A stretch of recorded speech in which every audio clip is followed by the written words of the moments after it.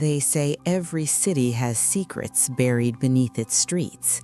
In Detroit, those secrets have 4 wheels and V8 engines. My name is Detective Sarah Chen, and I've investigated everything from art theft to corporate espionage, but nothing prepared me for what I found in August of 2024, 30 feet below the abandoned Packard Plant. This isn't a story about stolen cars. It's about something far more valuable, far more dangerous, and completely impossible. What I'm about to tell you will change everything you think you know about automotive history. It started with a demolition permit.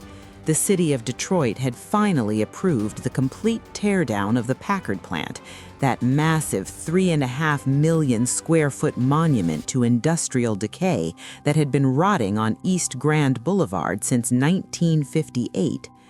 I wasn't supposed to be there. I was working a case involving forged vehicle identification numbers, tracking a ring that was re-vinning stolen luxury cars and selling them to buyers in the Middle East. One of my informants, a guy named Eddie Kowalski, who'd worked salvage yards his whole life, called me at 2 a.m. on a Tuesday. "Detective Chen, you need to get down to the Packard plant now. Bring a flashlight and don't tell anyone." Eddie wasn't the dramatic type. He'd given me solid information for 3 years, never wasted my time, never exaggerated. So I went. The plant looked like a war zone in the darkness. 100-year-old concrete crumbling, floors collapsed into basements, graffiti covering every surface that could hold paint. Eddie was waiting by what used to be the main assembly building, holding a crowbar and wearing an expression I'd never seen on his face before. Fear mixed with something else. Wonder, maybe. "They found it during the preliminary survey," he said, leading me through a maze of debris. Ground-penetrating radar picked up an anomaly. Demolition crew thought it might be old machinery, maybe a buried oil tank. They opened it up 4 hours ago. The foreman called his supervisor. The supervisor called the company owner. The owner called someone in the state government, and now there's a crew coming at dawn to seal it back up and pretend it never existed. We descended through what had been a freight elevator shaft, using a construction ladder that the demo crew had left behind. 30 feet down, Eddie's flashlight caught the edge of something that shouldn't exist. A door. Not a modern door, but a vault door, the kind you'd find in a 1950s bank, solid steel with a combination lock the size of a dinner plate. Someone had already cut through it with a plasma torch, the metal still warm to the touch. Beyond the door was a room, and in that room were 15 cars. Not just any cars, 15 vehicles that represented the complete history of automotive innovation, each one a prototype that was supposed to have been destroyed, each one worth more than most people would earn in 10 lifetimes. I'm talking about cars that automotive historians had spent decades searching for, cars that existed only in old photographs and engineering documents, cars that major manufacturers had officially confirmed were scrapped. The first one I recognized was a 1938 Phantom Corsair, that streamlined Art Deco masterpiece that Rust Heinz commissioned before he died in a car accident. Only one was ever built, and it was supposed to be in a museum in Nevada. Except here was a second one, identical in every detail, still wearing its original silver paint, the 6 passenger doors still opening smoothly despite 8 decades underground. Next to it sat a Tucker 48 in a color I'd never seen in any documentation. Preston Tucker built 51 cars before his company collapsed in 1949. Every single one of those cars had been accounted for, photographed, cataloged, tracked through decades of ownership. This was number 52. The serial number plate confirmed it. How does a car that doesn't exist end up in a sealed vault in Detroit? But those were just the warm-up acts. Sitting in the back of the vault, covered with a custom car cover that had somehow remained intact, was a 1969 Chevrolet Camaro ZL1. Now, Chevrolet built 69 ZL1 Camaros that year, race cars for the street, powered by aluminum big block 427 engines that could run sub-11-second quarter miles right off the showroom floor. Every single one of those 69 cars is known and tracked by the Camaro community. This was number 70, and it wasn't the rarest car in the room. That distinction belonged to the vehicle sitting in the center of the vault like a crown jewel under museum lighting that somehow still functioned. A 1955 Mercedes-Benz 300 SLR Uhlenhaut Coupe. If you know cars, you just felt your heart stop. Mercedes built exactly 2 of these. They're named after their chief engineer, Rudolf Uhlenhaut. One sold at auction in 2022 for $143 million, making it the most expensive car ever sold. The other is locked in the Mercedes-Benz Museum in Stuttgart, Germany, never to be sold, never to leave the collection. Except here was a third one, and according to the data plate on the door jamb, it was chassis number 0001, the original prototype that every automotive historian believed had been recycled for its materials in 1957. Eddie stood next to me in silence. We both understood what we were looking at. This wasn't a collection. This was a treasure vault that represented probably $1 billion in automotive history, and someone had sealed it beneath Detroit and walked away. On a metal desk in the corner of the vault, I found what I was looking for: documents, a file cabinet that, when opened, revealed the story behind the impossible collection. Everything was there, meticulously organized, dating back to 1952. Letters, engineering diagrams, photographs, ledgers showing payments, and a handwritten journal that laid out the entire conspiracy. The journal belonged to a man named William Ashford, and according to the entries, he'd been a mid-level executive at General Motors in the early 1950s, working in the historical preservation department before such things officially existed. Ashford had become obsessed with the number of important vehicles that manufacturers were destroying, prototypes and concept cars and limited production runs that represented breakthrough engineering but didn't fit the corporate narrative or weren't profitable to maintain. So he'd started making copies. Not replicas, not recreations, but actual duplicates built by the same engineers who'd created the originals, using the same materials, the same specifications, constructed in secret during night shifts and weekends. He'd recruited people throughout the industry, designers and fabricators, who believed that automotive history was worth preserving even if their employers didn't.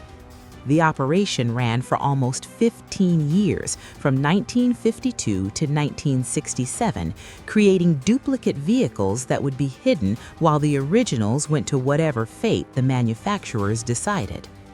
The Phantom Corsair duplicate was built in 1953, 5 years before Russ Heinz's original ended up in that Nevada museum, created because Ashford heard rumors that the Heinz family was planning to have it destroyed. The Tucker was constructed in 1951 by 3 of the original Tucker Corporation engineers who'd kept the tooling and specifications after the company collapsed. The Mercedes 300 SLR prototype was the most audacious operation, built in Stuttgart by Mercedes engineers who'd been appalled when the company decided to destroy the original chassis. They'd created this duplicate in 1956, smuggled it to the United States in pieces, and assembled it in Detroit with Ashford's help. The Camaro ZL1 was the last car added to the collection, built in 1969 by Chevrolet engineers who knew that the ZL1 program was going to become legendary and wanted to preserve one more example than officially existed.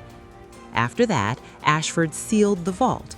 According to his final journal entry dated March 15, 1970, he decided that the collection was complete, that he was getting too old to maintain the operation, and that the cars would wait underground until someone worthy of understanding their significance discovered them.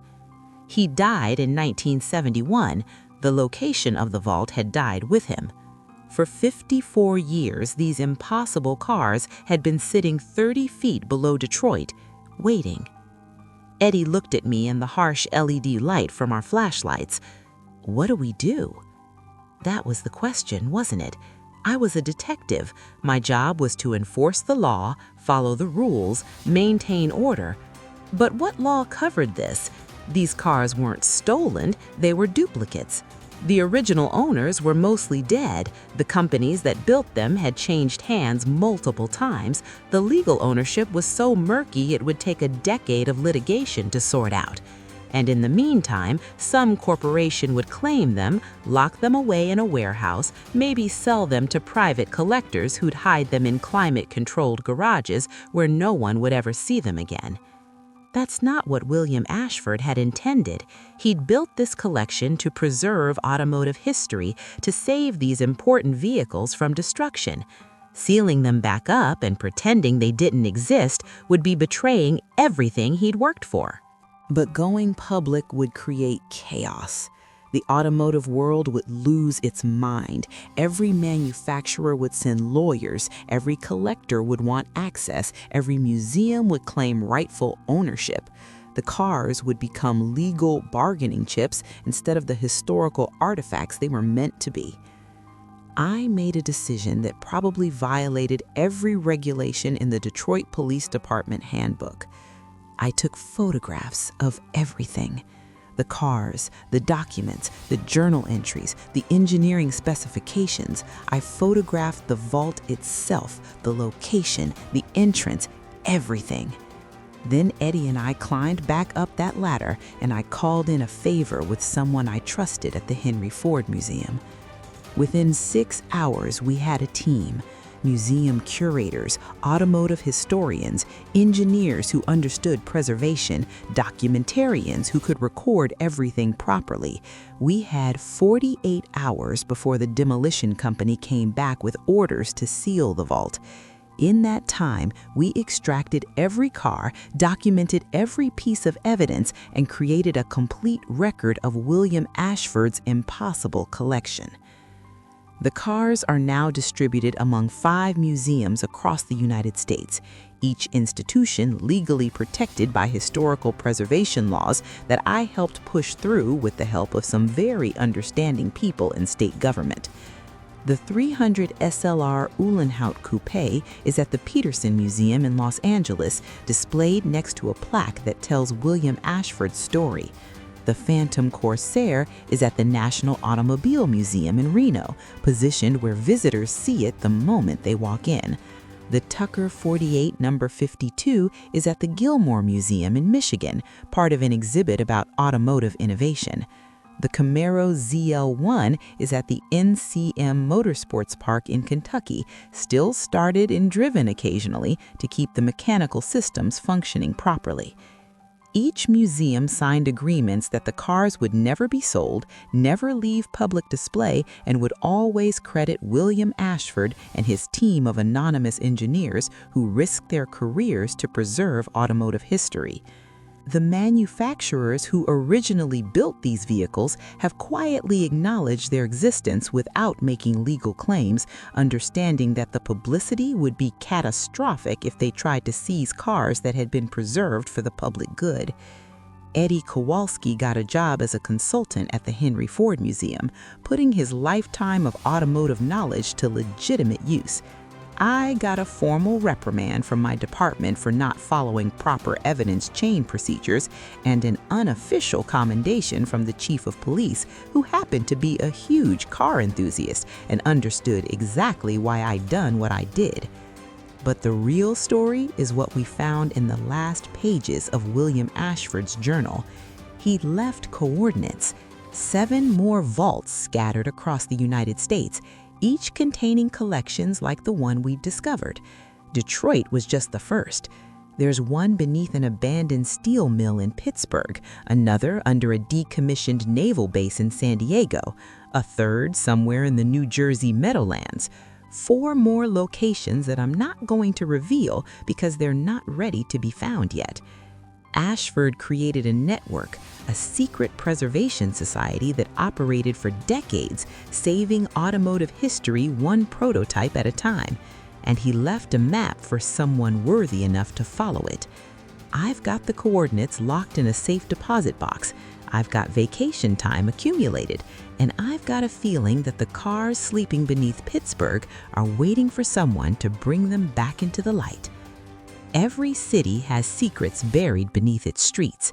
Detroit's secret had 4 wheels and engines that haven't run in 50 years, but still hold the promise of history preserved against all odds. Somewhere out there, in vaults that William Ashford sealed before he died, the past is waiting patiently for the future to find it. The question isn't whether those cars exist. The question is whether you're ready to believe in impossible things. Because I've seen them. I've touched them. I've stood in rooms that shouldn't exist and looked at history that was supposed to be destroyed. And now I'm going to find the rest. This is Detective Sarah Chen, and this is just the beginning. Subscribe to VIntcars for the next chapter in the Vault Discoveries, because somewhere beneath Pittsburgh, history is waiting, and we're going to bring it home.